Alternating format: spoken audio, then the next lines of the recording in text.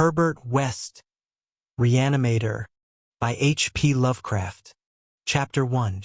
From the dark, of Herbert West, who was my friend in college and in after life, I can speak only with extreme terror. This terror is not due altogether to the sinister manner of his recent disappearance, but was engendered by the whole nature of his life work, and first gained its acute form more than 17 years ago, when we were in the third year of our course at the Miskatonic University Medical School in Arkham. While he was with me, the wonder and diabolism of his experiments fascinated me utterly, and I was his closest companion. Now that he is gone and the spell is broken, the actual fear is greater. Memories and possibilities are ever more hideous than realities. The first horrible incident of our acquaintance was the greatest shock I ever experienced, and it is only with reluctance that I repeat it. As I have said, it happened when we were in the medical school, where West had already made himself notorious through his wild theories on the nature of death and the possibility of overcoming it artificially.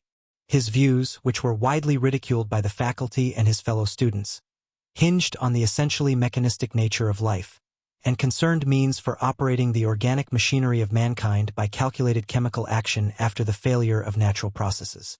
In his experiments with various animating solutions, he had killed and treated immense numbers of rabbits, guinea pigs, cats, dogs, and monkeys, till he had become the prime nuisance of the college.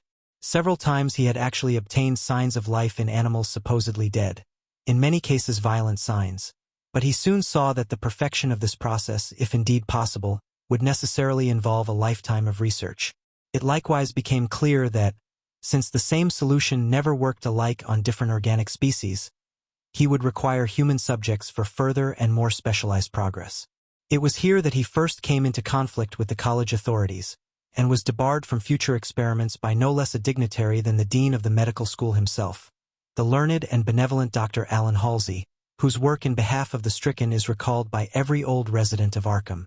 I had always been exceptionally tolerant of West's pursuits, and we frequently discussed his theories, whose ramifications and corollaries were almost infinite, holding with Haeckel that all life is a chemical and physical process, and that the so-called soul is a myth.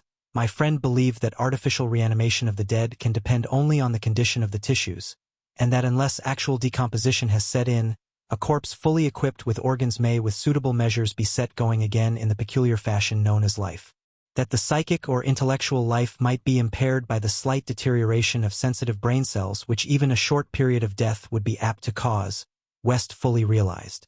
It had at first been his hope to find a reagent which would restore vitality before the actual advent of death, and only repeated failures on animals had shown him that the natural and artificial life motions were incompatible. He then sought extreme freshness in his specimens, injecting his solutions into the blood immediately after the extinction of life. It was this circumstance which made the professors so carelessly skeptical, for they felt that true death had not occurred in any case. They did not stop to view the matter closely and reasoningly. It was not long after the faculty had interdicted his work that West confided to me his resolution to get fresh human bodies in some manner, and continue in secret the experiments he could no longer perform openly. To hear him discussing ways and means was rather ghastly, for at the college we had never procured anatomical specimens ourselves. Whenever the morgue proved inadequate, 2 local Negroes attended to this matter, and they were seldom questioned. West was then a small, slender, spectacled youth with delicate features, yellow hair, pale blue eyes, and a soft voice, and it was uncanny to hear him dwelling on the relative merits of Christchurch Cemetery and the Potter's Field. We finally decided on the Potter's Field, because practically every body in Christchurch was embalmed, a thing of course ruinous to West's researches. I was by this time his active and enthralled assistant, and helped him make all his decisions, not only concerning the source of bodies but concerning a suitable place for our loathsome work. It was I who thought of the deserted Chapman farmhouse beyond Meadow Hill, where we fitted up on the ground floor an operating room and a laboratory, each with dark curtains to conceal our midnight doings. The place was far from any road, and in sight of no other house, yet precautions were none the less necessary, since rumors of strange lights, started by chance nocturnal roamers, would soon bring disaster. On our enterprise, it was agreed to call the whole thing a chemical laboratory if discovery should occur. Gradually we equipped our sinister haunt of science with materials either purchased in Boston or quietly borrowed from the college. Materials carefully made unrecognizable save to expert eyes, and provided spades and picks for the many burials we should have to make in the cellar. At the college we used an incinerator, but the apparatus was too costly for our unauthorized laboratory. Bodies were always a nuisance. Even the small guinea pig bodies from the slight clandestine experiments in West's room at the boarding house. We followed the local death notices like ghouls, for our specimens demanded particular qualities. What we wanted were corpses interred soon after death and without artificial preservation, preferably free from malforming disease, and certainly with all organs present. Accident victims were our best hope. Not for many weeks did we hear of anything suitable, though we talked with morgue and hospital authorities, ostensibly in the college's interest, as often as we could without exciting suspicion. We found that the college had first choice in every case, so that it might be necessary to remain in Arkham during the summer, when only the limited summer school classes were held. In the end, though, luck favored us, for one day we heard of an almost ideal case in the Potter's Field. A brawny young workman drowned only the morning before in Sumner's Pond, and buried at the town's expense without delay or embalming.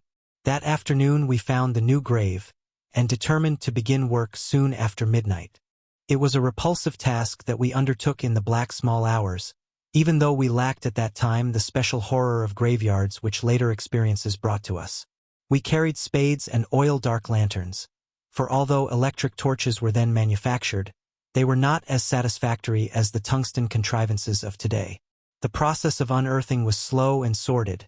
It might have been gruesomely poetical if we had been artists instead of scientists, and we were glad when our spades struck wood. When the pine box was fully uncovered, West scrambled down and removed the lid, dragging out and propping up the contents. I reached down and hauled the contents out of the grave, and then both toiled hard to restore the spot to its former appearance. The affair made us rather nervous, especially the stiff form and vacant face of our first trophy, but we managed to remove all traces of our visit. When we had patted down the last shovelful of earth, we put the specimen in a canvas sack and set out for the old Chapman place beyond Meadow Hill. On an improvised dissecting table in the old farmhouse, by the light of a powerful acetylene lamp, the specimen was not very spectral looking. It had been a sturdy and apparently unimaginative youth of wholesome plebeian type, large-framed, gray-eyed, and brown-haired. A sound animal without psychological subtleties, and probably having vital processes of the simplest and healthiest sort. Now, with the eyes closed, it looked more asleep than dead, though the expert test of my friend soon left no doubt on that score. We had at last what West had always longed for, a real dead man of the ideal kind, ready for the solution as prepared according to the most careful calculations and theories for human use. The tension on our part became very great. We knew that there was scarcely a chance for anything like complete success, and could not avoid hideous fears at possible grotesque results of partial animation. Especially were we apprehensive concerning the mind and impulses of the creature, since in the space following death some of the more delicate cerebral cells might well have suffered deterioration. I, myself, still held some curious notions about the traditional soul of man, and felt an awe at the secrets that might be told by one returning from the dead. I wondered what sights this placid youth might have seen in inaccessible spheres, and what he could relate if fully restored to life. But my wonder was not overwhelming, since for the most part one shared the materialism of my friend. He was calmer than I as he forced a large quantity of his fluid into a vein of the body's arm, immediately binding the incision securely. The waiting was gruesome, but West never faltered. Every now and then he applied his stethoscope to the specimen, and bore the negative results philosophically. After about 3/4 of an hour without the least sign of life, he disappointedly pronounced the solution inadequate, but determined to make the most of his opportunity and try one change in the formula before disposing of his ghastly prize. We had that afternoon dug a grave in the cellar, and would have to fill it by dawn, for although we had fixed a lock on the house, we wished to shun even the remotest risk of a ghoulish discovery. Besides, the body would not be even approximately fresh the next night. So taking the solitary acetylene lamp into the adjacent laboratory, we left our silent guest on the slab in the dark, and bent every energy to the mixing of a new solution, the weighing and measuring supervised by West. with an almost fanatical care. The awful event was very sudden and wholly unexpected. I was pouring something from one test tube to another, and West was busy over the alcohol blast lamp which had to answer for a Bunsen burner in this gasless edifice, when from the pitch-black room we had left there burst the most appalling and demoniac succession of cries that either of us had ever heard. Not more unutterable could have been the chaos of hellish sound if the pit itself had opened to release the agony of the damned. For in one inconceivable cacophony was centered all the supernal terror and unnatural despair of animate nature. Human it could not have been. It is not in man to make such sounds, and without a thought of our late employment or its possible discovery, both West and I leaped to the nearest window like stricken animals, overturning tubes, lamp, and retorts, and vaulting madly into the starred abyss of the rural night. I think we screamed ourselves as we stumbled frantically toward the town, though as we reached the outskirts we put on a semblance of restraint, just enough to seem like belated revelers staggering home from a debauch. We did not separate, but managed to get to West's room, where we whispered with the gas up until dawn. By then we had calmed ourselves a little with rational theories and plans for investigation, so that we could sleep through the day, classes being disregarded. But that evening 2 items in the paper, wholly unrelated, made it again impossible for us to sleep. The old deserted Chapman house had inexplicably burned to an amorphous heap of ashes that we could understand because of the upset lamp. Also, an attempt had been made to disturb a new grave in the potter's field, as if by futile and spadeless clawing at the earth, that we could not understand, for we had patted down the mold very carefully. And for 17 years after that West would look frequently over his shoulder and complain of fancied footsteps behind him. Now he has disappeared. Chapter 2. The Plague Demon. I shall never forget that hideous summer 16 years ago, when like a noxious Afrite from the halls of Eblis typhoid stalked leeringly through Arkham.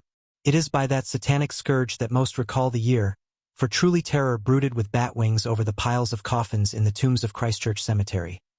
Yet for me there is a greater horror in that time, a horror known to me alone now that Herbert West has disappeared. West and I were doing postgraduate work in summer classes at the medical school of Miskatonic University, and my friend had attained a wide notoriety because of his experiments leading toward the revivification of the dead.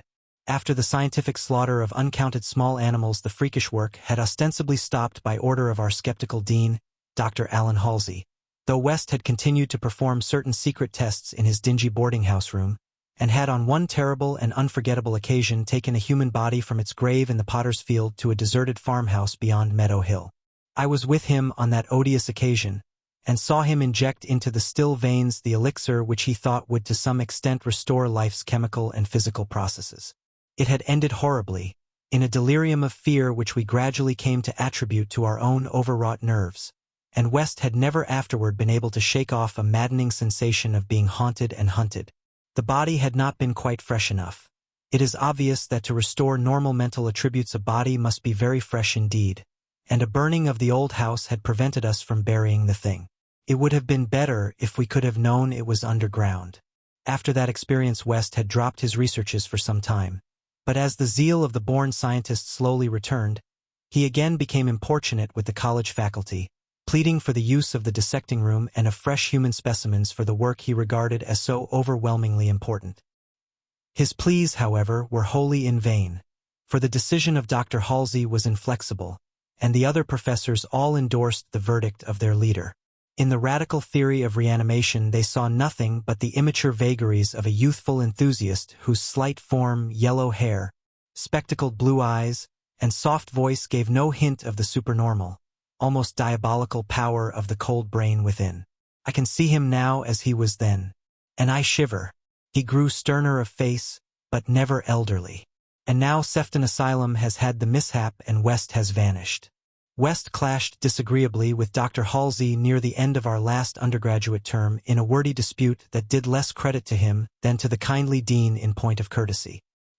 He felt that he was needlessly and irrationally retarded in a supremely great work, a work which he could of course conduct to suit himself in later years, but which he wished to begin while still possessed of the exceptional facilities of the university. That the tradition-bound elders should ignore his singular results on animals, and persist in their denial of the possibility of reanimation, was inexpressibly disgusting and almost incomprehensible to a youth of West's logical temperament. Only greater maturity could help him understand the chronic mental limitations of the professor-doctor type, the product of generations of pathetic puritanism. Kindly, conscientious, and sometimes gentle and amiable, yet always narrow, intolerant, custom-ridden, and lacking in perspective. Age has more charity for these incomplete yet high-souled characters, whose worst real vice is timidity, and who are ultimately punished by general ridicule for their intellectual sins. Sins like Ptolemaism, Calvinism, anti-Darwinism, anti-Nietzscheism, and every sort of Sabbatarianism and sumptuary legislation. West, young despite his marvelous scientific acquirements, had scant patience with good Dr. Halsey and his erudite colleagues, and nursed an increasing resentment, coupled with a desire to prove his theories to these obtuse worthies in some striking and dramatic fashion. Like most youths, he indulged in elaborate daydreams of revenge, triumph, and final magnanimous forgiveness. And then had come the scourge, grinning and lethal, from the nightmare caverns of Tartarus. West and I had graduated about the time of its beginning, but had remained for additional work at the summer school, so that we were in Arkham when it broke with full demoniac fury upon the town. Though not as yet licensed physicians, we now had our degrees, and were pressed frantically into public service as the numbers of the stricken grew. The situation was almost past management, and deaths ensued too frequently for the local undertakers fully to handle. Burials without embalming were made in rapid succession, and even the Christchurch cemetery receiving tomb was crammed with coffins of the unembalmed dead. This circumstance was not without effect on West, who thought often of the irony of the situation. So many fresh specimens, yet none for his persecuted researches. We were frightfully overworked, and the terrific mental and nervous strain made my friend brood morbidly. But West's gentle enemies were no less harassed with prostrating duties. College had all but closed, and every doctor of the medical faculty was helping to fight the typhoid plague. Dr. Halsey in particular had distinguished himself in sacrificing service, applying his extreme skill with wholehearted energy to cases which many others shunned because of danger or apparent hopelessness. Before a month was over, the fearless dean had become a popular hero, though he seemed unconscious of his fame as he struggled to keep from collapsing with physical fatigue and nervous exhaustion. West could not withhold admiration for the fortitude of his foe, but because of this was even more determined to prove to him the truth of his amazing doctrines. Taking advantage of the disorganization of both college work and municipal health regulations, he managed to get a recently deceased body smuggled into the university dissecting room one night, and in my presence injected a new modification of his solution. The thing actually opened its eyes, but only stared at the ceiling with a look of soul-petrifying horror before collapsing into an inertness from which nothing could rouse it. West said it was not fresh enough. The hot summer air does not favor corpses. That time we were almost caught before we incinerated the thing, and West doubted the advisability of repeating his daring misuse of the college laboratory. The peak of the epidemic was reached in August. West and I were almost dead, and Dr. Halsey did die on the 14th. The students all attended the hasty funeral on the 15th, and bought an impressive wreath, though the latter was quite overshadowed by the tributes sent by wealthy Arkham citizens and by the municipality itself. It was almost a public affair, for the dean had surely been a public benefactor. After the entombment we were all somewhat depressed, and spent the afternoon at the bar of the commercial house, where West, though shaken by the death of his chief opponent, chilled the rest of us with references to his notorious theories. Most of the students went home, or to various duties as the evening advanced, but West persuaded me to aid him in making a night of it. West's landlady saw us arrive at his room about 2 in the morning, with a third man between us, and told her husband that we had all evidently dined and wined rather well. Apparently this acidulous matron was right, for about 3 a.m. the whole house was aroused by cries coming from West's room, where when they broke down the door they found the two of us unconscious on the blood-stained carpet, beaten, scratched and mauled, and with the broken remnants of West's bottles and instruments around us. Only an open window told what had become of our assailant, and many wondered how he himself had fared after the terrific leap from the second story to the lawn which he must have made. There were some strange garments in the room, but West upon regaining consciousness said they did not belong to the stranger, but were specimens collected for bacteriological analysis in the course of investigations on the transmission of germ diseases. He ordered them burnt as soon as possible in the capacious fireplace.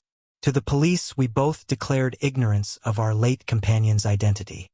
He was, West nervously said, a congenial stranger whom we had met at some downtown bar of uncertain location. We had all been rather jovial, and West and I did not wish to have our pugnacious companion hunted down. That same night saw the beginning of the second Arkham horror, the horror that to me eclipsed the plague itself. Christchurch Cemetery was the scene of a terrible killing, a watchman having been clawed to death in a manner not only too hideous for description, but raising a doubt as to the human agency of the deed. The victim had been seen alive considerably after midnight. The dawn revealed the unutterable thing. The manager of a circus at the neighboring town of Bolton was questioned, but he swore that no beast had at any time escaped from its cage.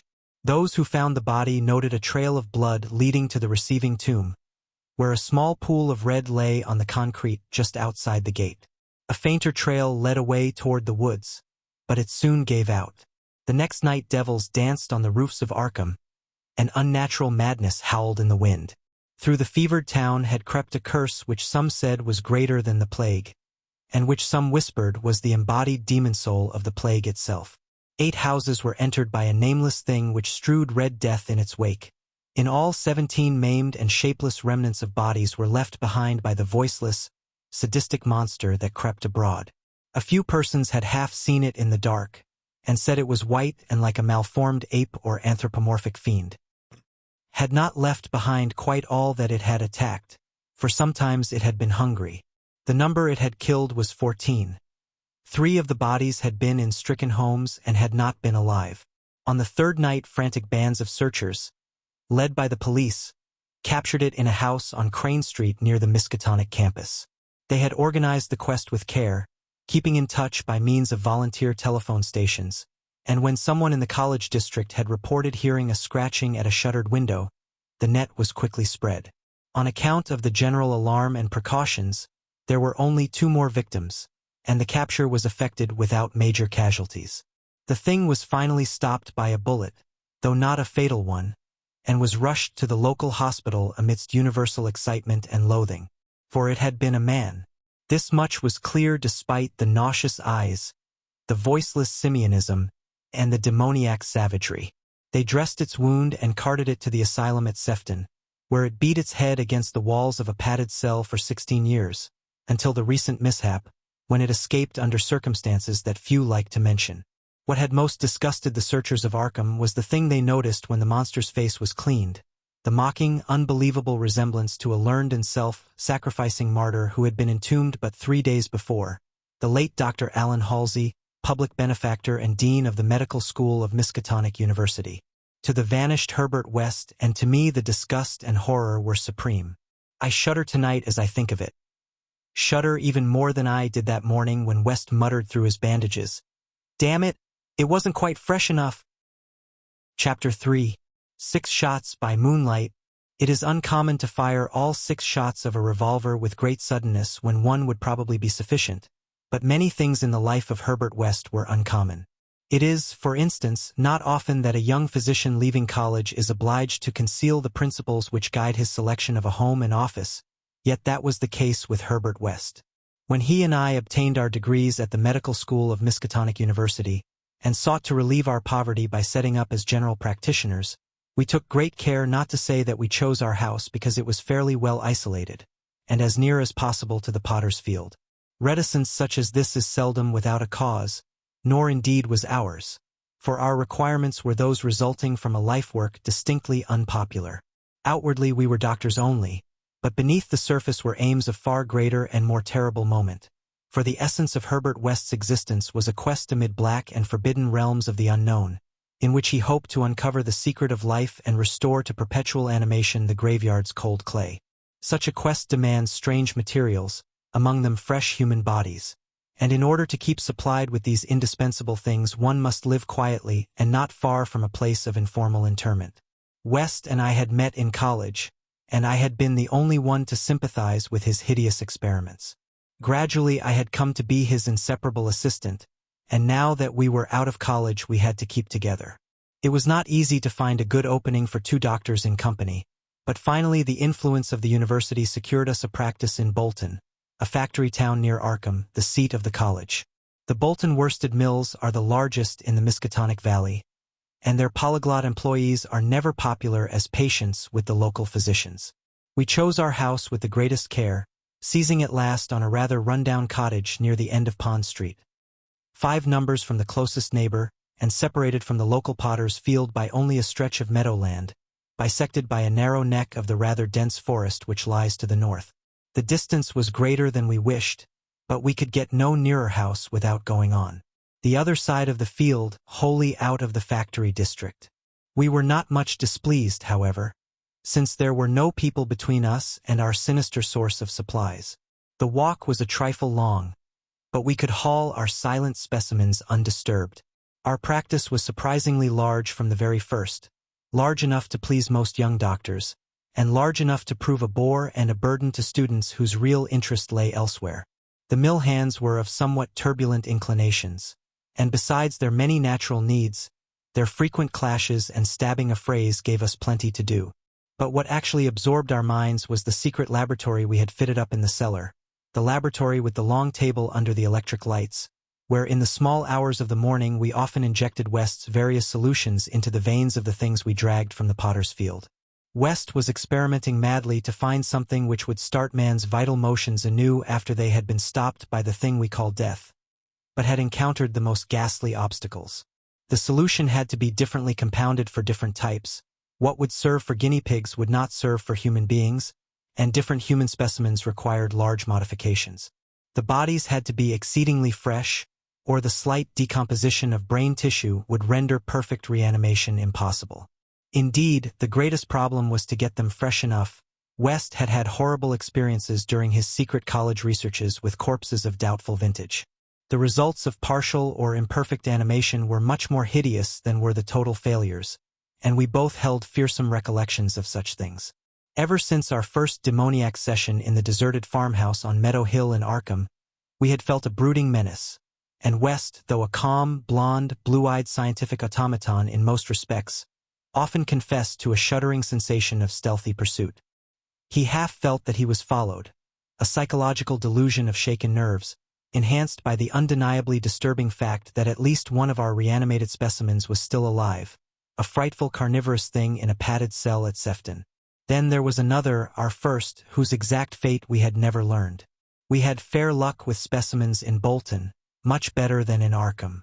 We had not been settled a week before we got an accident victim on the very night of burial, and made it open its eyes with an amazingly rational expression before the solution failed. It had lost an arm. If it had been a perfect body, we might have succeeded better. Between then and the next January we secured 3 more. 1 total failure, 1 case of marked muscular motion, and 1 rather shivery thing. It rose of itself and uttered a sound.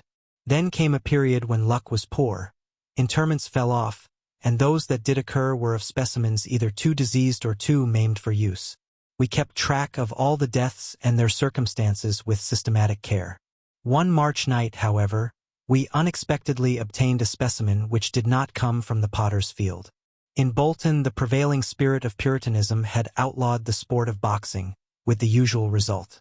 Surreptitious and ill-conducted bouts among the mill workers were common, and occasionally professional talent of low grade was imported. This late winter night there had been such a match, evidently with disastrous results, since 2 timorous Poles had come to us with incoherently whispered entreaties to attend to a very secret and desperate case. We followed them to an abandoned barn, where the remnants of a crowd of frightened foreigners were watching a silent black form on the floor. The match had been between Kid O'Brien, a lubberly and now quaking youth with a most unHiernian hooked nose, and Buck Robinson, the Harlem Smoke. The Negro had been knocked out, and a moment's examination shewed us that he would permanently remain so. He was a loathsome, gorilla-like thing, with abnormally long arms which I could not help calling 4 legs, and a face that conjured up thoughts of unspeakable Congo secrets and tom-tom poundings under an eerie moon. The body must have looked even worse in life, but the world holds many ugly things. Fear was upon the whole pitiful crowd, for they did not know what the law would exact of them if the affair were not hushed up, and they were grateful when West, in spite of my involuntary shudders, offered to get rid of the thing quietly, for a purpose I knew too well. There was bright moonlight over the snowless landscape, but we dressed the thing and carried it home between us through the deserted streets and meadows, as we had carried a similar thing one horrible night in Arkham. We approached the house from the field in the rear, took the specimen in the back door and down the cellar stairs, and prepared it for the usual experiment. Our fear of the police was absurdly great, though we had timed our trip to avoid the solitary patrolman of that section. The result was wearily anticlimactic. Ghastly as our prize appeared, it was wholly unresponsive to every solution we injected in its black arm.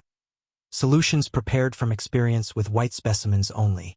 So as the hour grew dangerously near to dawn, we did as we had done with the others, dragged the thing across the meadows to the neck of the woods near the potter's field, and buried it there in the best sort of grave the frozen ground would furnish. The grave was not very deep, but fully as good as that of the previous specimen, the thing which had risen of itself and uttered a sound. In the light of our dark lanterns we carefully covered it with leaves and dead vines, fairly certain that the police would never find it in a forest so dim and dense. The next day I was increasingly apprehensive about the police, for a patient brought rumors of a suspected fight and death. West had still another source of worry, for he had been called in the afternoon to a case which ended very threateningly. An Italian woman had become hysterical over her missing child, a lad of 5 who had strayed off early in the morning and failed to appear for dinner, and had developed symptoms highly alarming in view of an always weak heart. It was a very foolish hysteria, for the boy had often run away before, but Italian peasants are exceedingly superstitious, and this woman seemed as much harassed by omens as by facts. About 7 o'clock in the evening she had died, and her frantic husband had made a frightful scene in his efforts to kill West, whom he wildly blamed for not saving her life. Friends had held him when he drew a stiletto, but West departed amidst his inhuman shrieks, curses, and oaths of vengeance. In his latest affliction the fellow seemed to have forgotten his child, who was still missing as the night advanced. There was some talk of searching the woods, but most of the family's friends were busy with the dead woman and the screaming man. Altogether, the nervous strain upon West must have been tremendous. Thoughts of the police and of the mad Italian both weighed heavily. We retired about 11, but I did not sleep well. Bolton had a surprisingly good police force for so small a town, and I could not help fearing the mess which would ensue if the affair of the night before were ever tracked down. It might mean the end of all our local work, and perhaps prison for both West and me. I did not like those rumors of a fight which were floating about. After the clock had struck 3 the moon shone in my eyes, but I turned over without rising to pull down the shade. Then came the steady rattling at the back door. I lay still and somewhat dazed, but before long heard West's rap on my door. He was clad in dressing gown and slippers, and had in his hands a revolver and an electric flashlight. From the revolver I knew that he was thinking more of the crazed Italian than of the police. "We'd better both go," he whispered. "It wouldn't do not to answer it anyway, and it may be a patient. It would be like one of those fools to try the back door." So we both went down the stairs on tiptoe, with a fear partly justified and partly that which comes only from the soul of the weird small hours. The rattling continued, growing somewhat louder. When we reached the door I cautiously unbolted it and threw it open, and as the moon streamed revealingly down on the form silhouetted there, West did a peculiar thing. Despite the obvious danger of attracting notice and bringing down on our heads the dreaded police investigation, a thing which after all was mercifully averted by the relative isolation of our cottage, my friend suddenly, excitedly, and unnecessarily emptied all 6 chambers of his revolver into the nocturnal visitor. For that visitor was neither Italian nor policeman. Looming hideously against the spectral moon was a gigantic misshapen thing not to be imagined save in nightmares. A glassy-eyed, ink-black apparition nearly on all 4s, covered with bits of mold, leaves, and vines, foul with caked blood, and having between its glistening teeth a snow-white, terrible, cylindrical object terminating in a tiny hand. Chapter 4. The Scream of the Dead. The scream of a dead man gave to me that acute and added horror of Dr. Herbert West which harassed the latter years of our companionship. It is natural that such a thing as a dead man's scream should give horror, for it is obviously not a pleasing or ordinary occurrence. But I was used to similar experiences, hence suffered on this occasion only because of a particular circumstance. And, as I have implied, it was not of the dead man himself that I became afraid. Herbert West, whose associate and assistant I was, possessed scientific interests far beyond the usual routine of a village physician. That was why, when establishing his practice in Bolton, he had chosen an isolated house near the Potter's Field.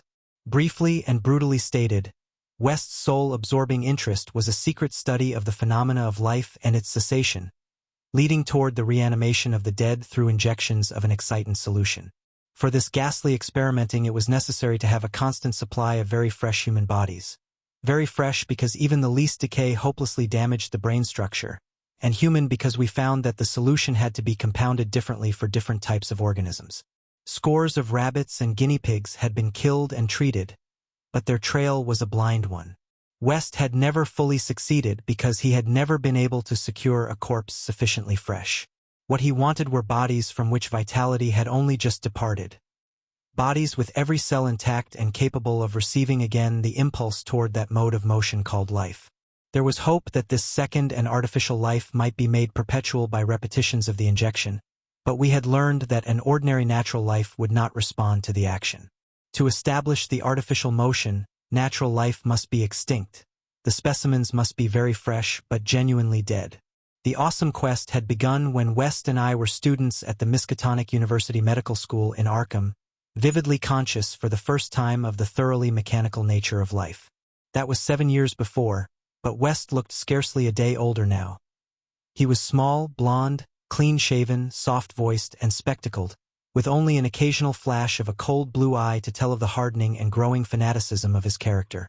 Under the pressure of his terrible investigations, our experiences had often been hideous in the extreme, the results of defective reanimation, when lumps of graveyard clay had been galvanized into morbid, unnatural, and brainless motion by various modifications of the vital solution. One thing had uttered a nerve-shattering scream. Another had risen violently, beaten us both to unconsciousness, and run amok in a shocking way before it could be placed behind asylum bars.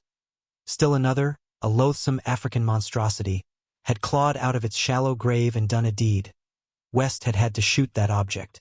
We could not get bodies fresh enough to shew any trace of reason when reanimated, so had perforce created nameless horrors. It was disturbing to think that one, perhaps two, of our monsters still lived. That thought haunted us shadowingly, till finally West disappeared under frightful circumstances. But at the time of the scream in the cellar laboratory of the isolated Bolton cottage, our fears were subordinate to our anxiety for extremely fresh specimens. West was more avid than I, so that it almost seemed to me that he looked half covetously at any very healthy living physique. It was in July 1910 that the bad luck regarding specimens began to turn. I had been on a long visit to my parents in Illinois, and upon my return found West in a state of singular elation.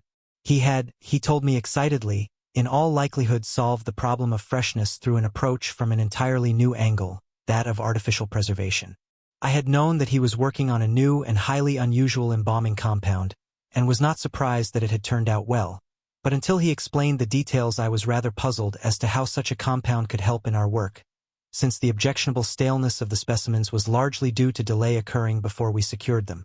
This, I now saw, West had clearly recognized, creating his embalming compound for future rather than immediate use, and trusting to fate to supply again some very recent and unburied corpse, as it had years before when we obtained the Negro killed in the Bolton prize fight. At last fate had been kind, so that on this occasion there lay in the secret cellar laboratory a corpse whose decay could not by any possibility have begun.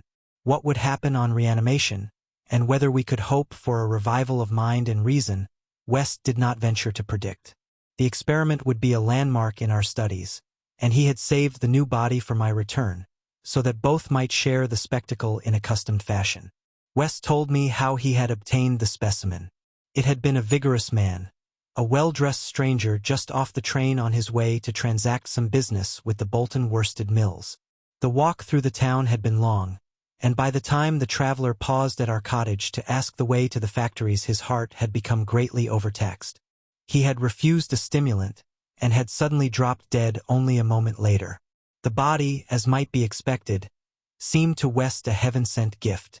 In his brief conversation, the stranger had made it clear that he was unknown in Bolton, and a search of his pockets subsequently revealed him to be one Robert Levitt of St. Louis, apparently without a family to make instant inquiries about his disappearance.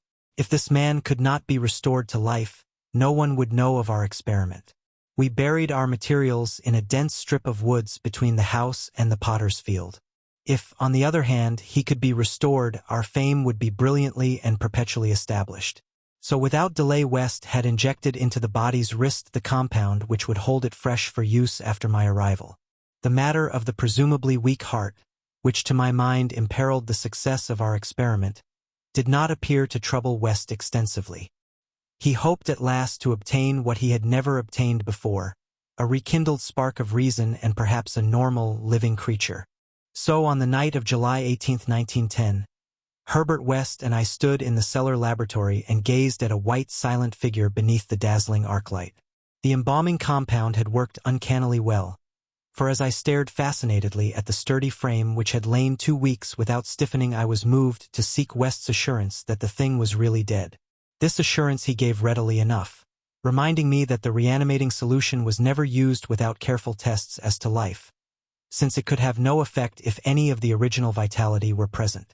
As West proceeded to take preliminary steps, I was impressed by the vast intricacy of the new experiment, an intricacy so vast that he could trust no hand less delicate than his own.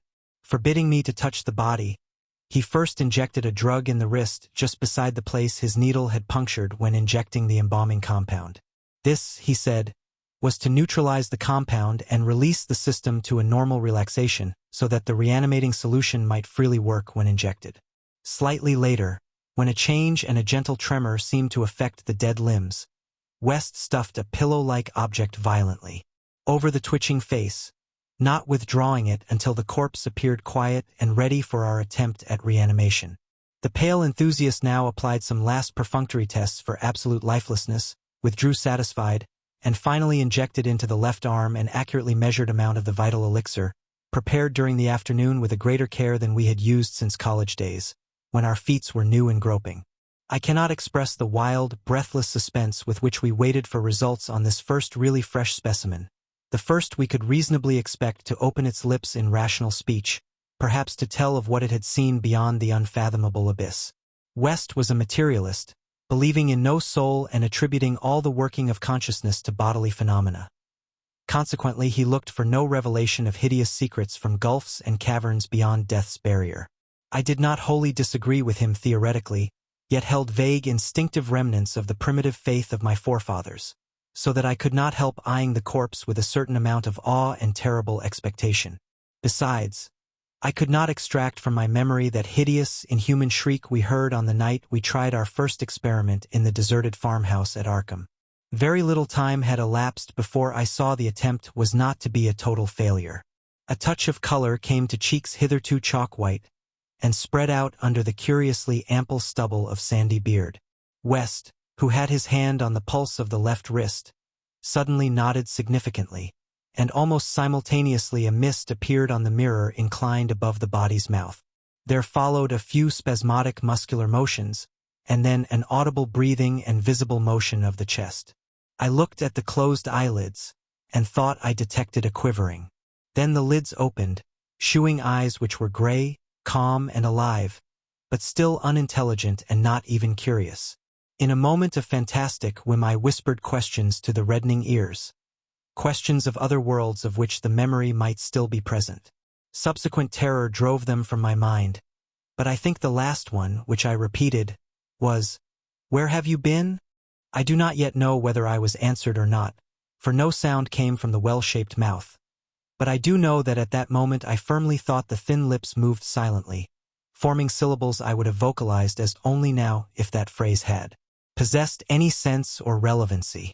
At that moment, as I say, I was elated with the conviction that the one great goal had been attained, and that for the first time a reanimated corpse had uttered distinct words impelled by actual reason.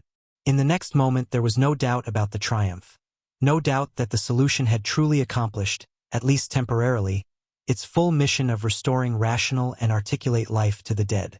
But in that triumph there came to me the greatest of all horrors, not horror of the thing that spoke, but of the deed that I had witnessed and of the man with whom my professional fortunes were joined.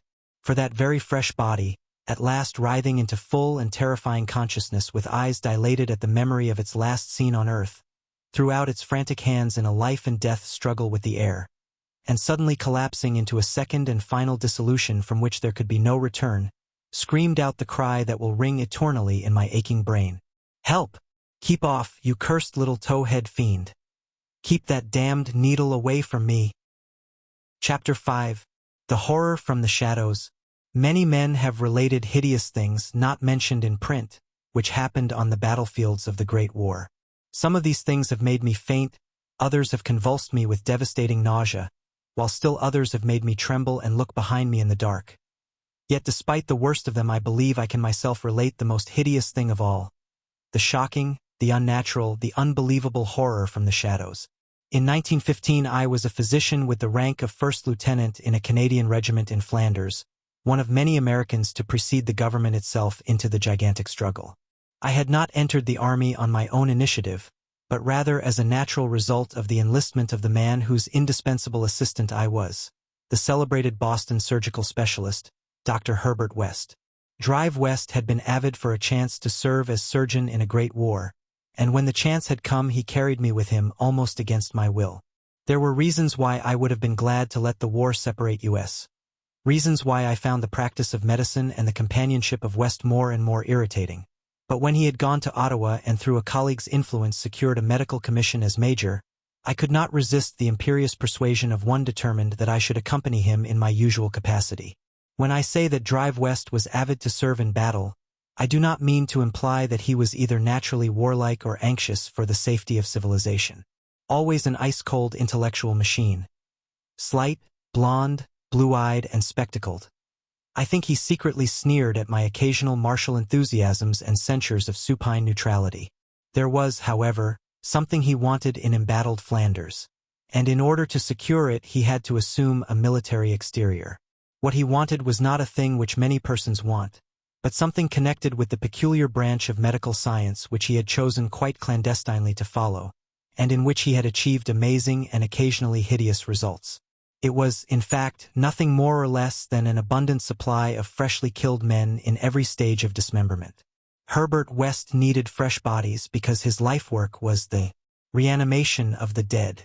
This work was not known to the fashionable clientele who had so swiftly built up his fame after his arrival in Boston, but was only too well known to me, who had been his closest friend and sole assistant since the old days in Miskatonic University Medical School at Arkham. It was in those college days that he had begun his terrible experiments, first on small animals and then on human bodies shockingly obtained. There was a solution which he injected into the veins of dead things, and if they were fresh enough they responded in strange ways. He had had much trouble in discovering the proper formula, for each type of organism was found to need a stimulus especially adapted to it. Terror stalked him when he reflected on his partial failures. Nameless things resulting from imperfect solutions or from bodies insufficiently fresh. A certain number of these failures had remained alive. One was in an asylum while others had vanished, and as he thought of conceivable yet virtually impossible eventualities, he often shivered beneath his usual stolidity. West had soon learned that absolute freshness was the prime requisite for useful specimens, and had accordingly resorted to frightful and unnatural expedients in body snatching. In college, and during our early practice together in the factory town of Bolton, my attitude toward him had been largely one of fascinated admiration, but as his boldness in methods grew, I began to develop a gnawing fear. I did not like the way he looked at healthy living bodies, and then there came a nightmarish session in the cellar laboratory when I learned that a certain specimen had been a living body when he secured it. That was the first time he had ever been able to revive the quality of rational thought in a corpse. And his success, obtained at such a loathsome cost, had completely hardened him. Of his methods in the intervening 5 years I dare not speak. I was held to him by sheer force of fear, and witnessed sights that no human tongue could repeat. Gradually I came to find Herbert West himself more horrible than anything he did. That was when it dawned on me that his once normal scientific zeal for prolonging life had subtly degenerated into a mere morbid and ghoulish curiosity and secret sense of charnel picturesqueness. His interest became a hellish and perverse addiction to the repellently and fiendishly abnormal.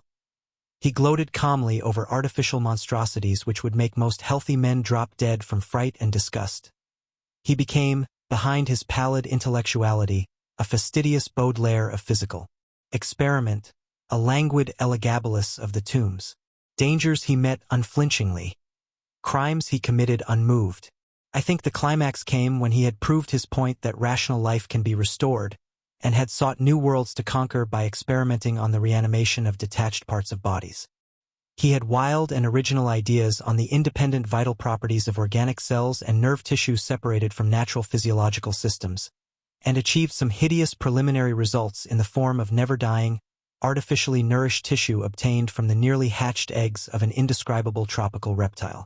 Two biological points he was exceedingly anxious to settle: first, whether any amount of consciousness and rational action be possible without the brain, proceeding from the spinal cord and various nerve centers; and second, whether any kind of ethereal, intangible relation distinct from the material cells may exist to link the surgically separated parts of what has previously been a single living organism.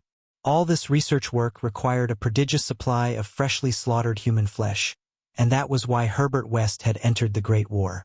The phantasmal, unmentionable thing occurred one midnight late in March 1915, in a field hospital behind the lines at St. Eloi. I wonder even now if it could have been other than a demoniac dream of delirium. West had a private laboratory in an east room of the barn-like temporary edifice, assigned him on his plea that he was devising new and radical methods for the treatment of hitherto hopeless cases of maiming. There he worked like a butcher in the midst of his gory wares.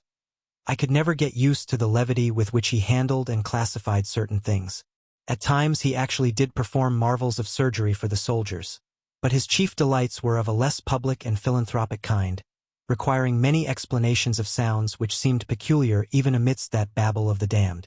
Among these sounds were frequent revolver shots, surely not uncommon on a battlefield, but distinctly uncommon in an hospital. Drive West's reanimated specimens were not meant for long existence or a large audience.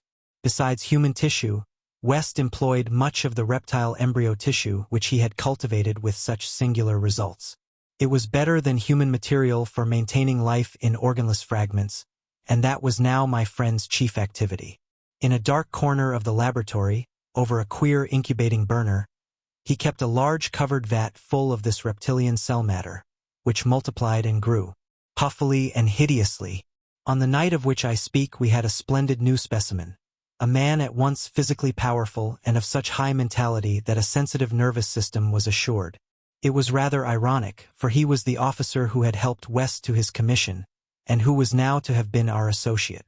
Moreover, he had in the past secretly studied the theory of reanimation to some extent under West.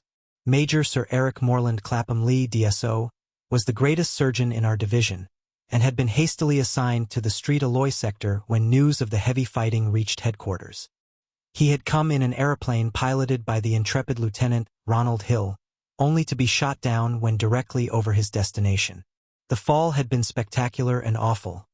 Hill was unrecognizable afterward, but the wreck yielded up the great surgeon in a nearly decapitated but otherwise intact condition.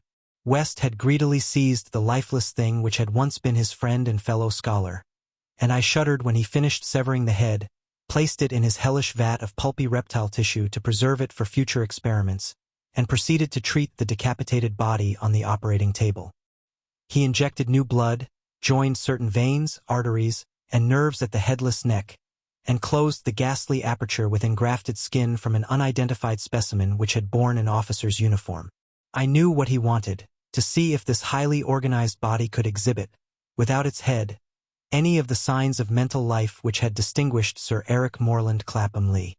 Once a student of reanimation, this silent trunk was now gruesomely called upon to exemplify it. I can still see Herbert West under the sinister electric light as he injected his reanimating solution into the arm of the headless body. The scene I cannot describe. I should faint if I tried it, for there is madness in a room full of classified charnel things, with blood and lesser human debris almost ankle-deep on the slimy floor, and with hideous reptilian abnormalities sprouting, bubbling, and baking over a winking bluish-green specter of dim flame in a far corner of black shadows. The specimen, as West repeatedly observed, had a splendid nervous system. Much was expected of it, and as a few twitching motions began to appear, I could see the feverish interest on West's face. He was ready, I think, to see proof of his increasingly strong opinion that consciousness, reason, and personality can exist independently of the brain, that man has no central, connective spirit, but is merely a machine of nervous matter, each section more or less complete in itself. In one triumphant demonstration, West was about to relegate the mystery of life to the category of myth. The body now twitched more vigorously, and beneath our avid eyes commenced to heave in a frightful way. The arms stirred disquietingly, the legs drew up, and various muscles contracted in a repulsive kind of writhing. Then the headless thing threw out its arms in a gesture which was unmistakably one of desperation, an intelligent desperation apparently sufficient to prove every theory of Herbert West. Certainly, the nerves were recalling the man's last act in life, the struggle to get free of the falling aeroplane.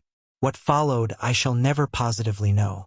It may have been wholly an hallucination from the shock caused at that instant by the sudden and complete destruction of the building in a cataclysm of German shellfire. Who can gainsay it, since West and I were the only proved survivors? West liked to think that before his recent disappearance, but there were times when he could not, for it was queer that we both had the same hallucination. The hideous occurrence itself was very simple, notable only for what it implied. The body on the table had risen with a blind and terrible groping, and we had heard a sound. I should not call that sound a voice, for it was too awful, and yet its timbre was not the most awful thing about it. Neither was its message. It had merely screamed, "Jump, Ronald, for God's sake, jump!" The awful thing was its source, for it had come from the large covered vat in that ghoulish corner of crawling black shadows. Chapter 6. The Tomb Legions. When Dr. Herbert West disappeared a year ago, the Boston police questioned me closely. They suspected that I was holding something back, and perhaps suspected graver things. But I could not tell them the truth because they would not have believed it. They knew, indeed, that West had been connected with activities beyond the credence of ordinary men.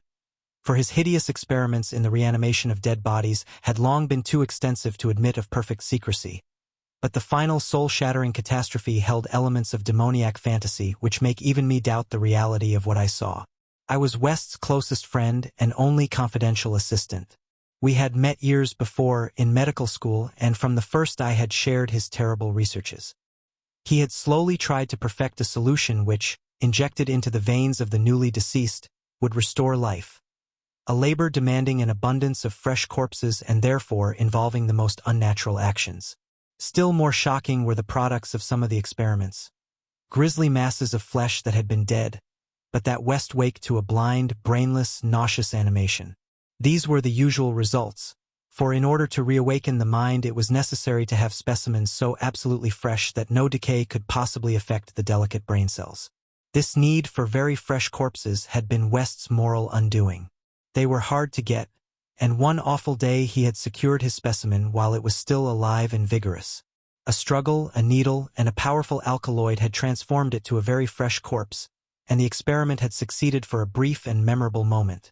But West had emerged with a soul calloused and seared, and a hardened eye which sometimes glanced with a kind of hideous and calculating appraisal at men of especially sensitive brain and especially vigorous physique.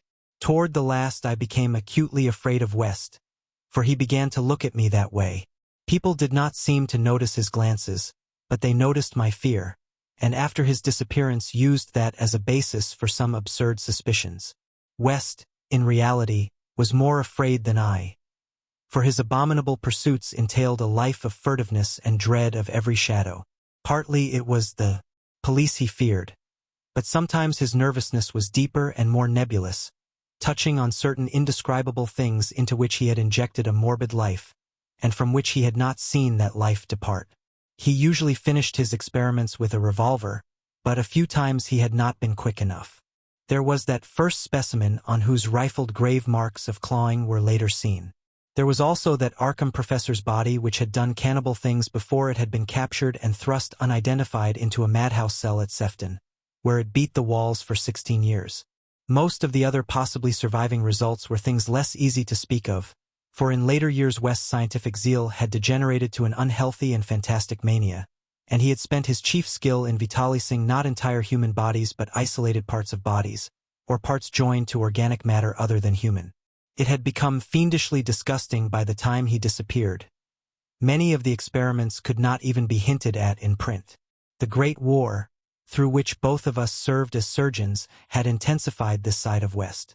In saying that West's fear of his specimens was nebulous, I have in mind particularly its complex nature. Part of it came merely from knowing of the existence of such nameless monsters, while another part arose from apprehension of the bodily harm they might under certain circumstances do him. Their disappearance added horror to the situation. Of them all, West knew the whereabouts of only one, the pitiful asylum thing. Then there was a more subtle fear, a very fantastic sensation resulting from a curious experiment in the Canadian Army in 1915. West, in the midst of a severe battle, had reanimated Major Sir Eric Morland Clapham Lee DSO, a fellow physician who knew about his experiments and could have duplicated them. The head had been removed so that the possibilities of quasi-intelligent life in the trunk might be investigated. Just as the building was wiped out by a German shell, there had been a success. The trunk had moved intelligently, and, unbelievable to relate, we were both sickeningly sure that articulate sounds had come from the detached head as it lay in a shadowy corner of the laboratory. The shell had been merciful in a way, but West could never feel as certain as he wished that we two were the only survivors. He used to make shuddering conjectures about the possible actions of a headless physician with the power of reanimating the dead. West's last quarters were in a venerable house of much elegance, overlooking one of the oldest burying grounds in Boston. He had chosen the place for purely symbolic and fantastically aesthetic reasons, since most of the interments were of the colonial period and therefore of little use to a scientist seeking very fresh bodies. The laboratory was in a subcellar secretly constructed by imported workmen, and contained a huge incinerator for the quiet and complete disposal of such bodies, or fragments and synthetic mockeries of bodies, as might remain from the morbid experiments and unhallowed amusements of the owner. During the excavation of this cellar, the workmen had struck some exceedingly ancient masonry, undoubtedly connected with the old burying ground, yet far too deep to correspond with any known sepulchre therein. After a number of calculations, West decided that it represented some secret chamber beneath the tomb of the Averils, where the last interment had been made in 1768. I was with him when he studied the nitrous, dripping walls laid bare by the spades and mattocks of the men, and was prepared for the gruesome thrill which would attend the uncovering of centuried grave secrets. But for the first time West's new timidity conquered his natural curiosity, and he betrayed his degenerating fiber by ordering the masonry left intact and plastered over. Thus it remained till that final hellish night, part of the walls of the secret laboratory. I speak of West's decadence, but must add that it was a purely mental and intangible thing.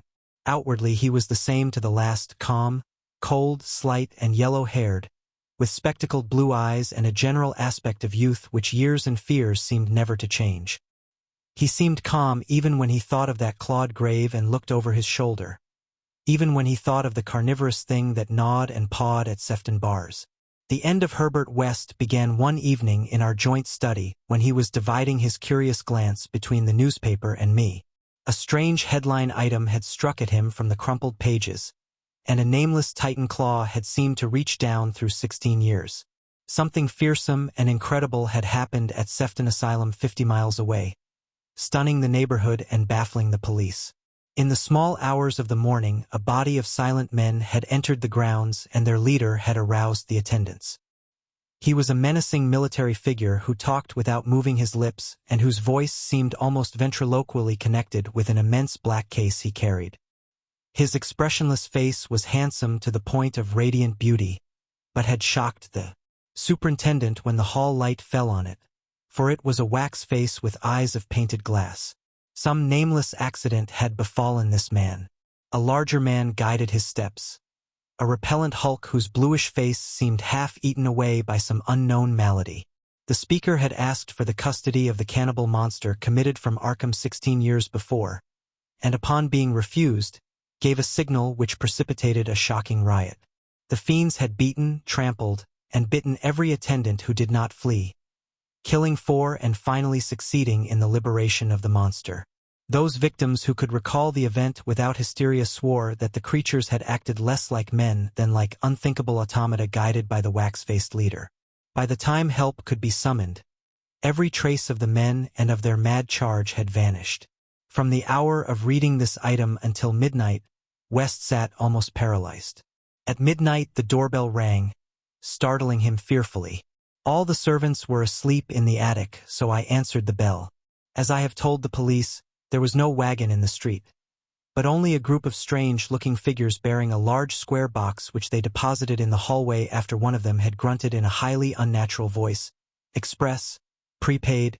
They filed out of the house with a jerky tread, and as I watched them go I had an odd idea that they were turning toward the ancient cemetery on which the back of the house abutted. When I slammed the door after them, West came downstairs and looked at the box. It was about 2 feet square, and bore West's correct name and present address. It also bore the inscription, from Eric Moreland Clapham Lee, St. Eloi, Flanders. 6 years before, in Flanders, a shelled hospital had fallen upon the headless reanimated trunk of Dr. Clapham Lee, and upon the detached head which, perhaps, had uttered articulate sounds. West was not even excited now. His condition was more ghastly. Quickly he said, "It's the finish, but let's incinerate this." We carried the thing down to the laboratory, listening. I do not remember many particulars, you can imagine my state of mind, but it is a vicious lie to say it was Herbert West's body which I put into the incinerator. We both inserted the whole unopened wooden box, closed the door, and started the electricity. Nor did any sound come from the box, after all. It was West who first noticed the falling plaster on that part of the wall where the ancient tomb masonry had been covered up. I was going to run, but he stopped me.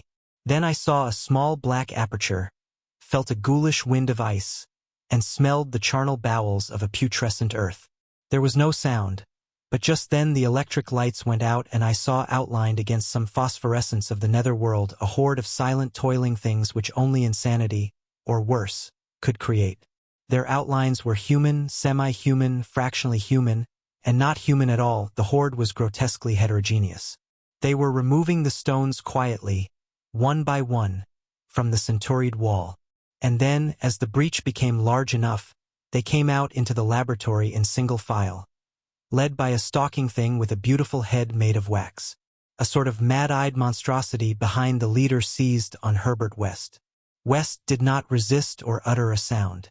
Then they all sprang at him and tore him to pieces before my eyes, bearing the fragments away into that subterranean vault of fabulous abominations.